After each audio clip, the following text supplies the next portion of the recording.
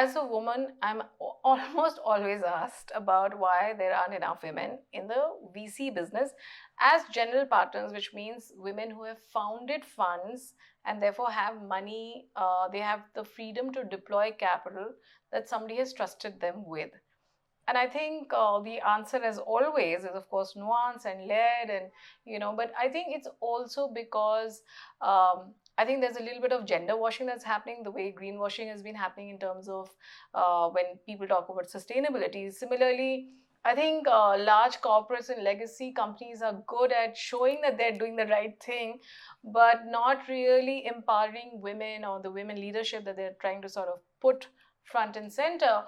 But I think it's also because women are often sort of, made to believe that they don't have the skills, or they don't have what it takes, or they're being, pulled back because that sort of narrative is so sort of front and center around us all the time.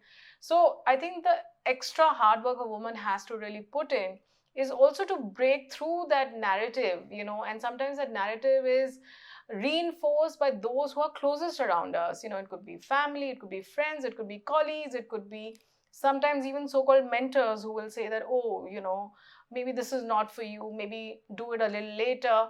But really, human beings are human beings. We have all the same abilities or not.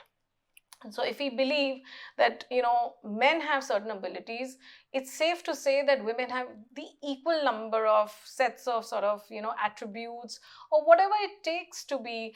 I think the false narrative that goes around us is what we really need to break for ourselves first.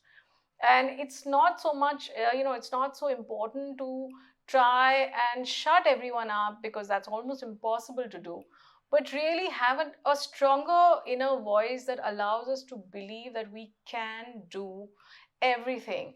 If a woman wants to do a billion-dollar AUM or multi-billion-dollar AUM VC, of course they can, and of course they should.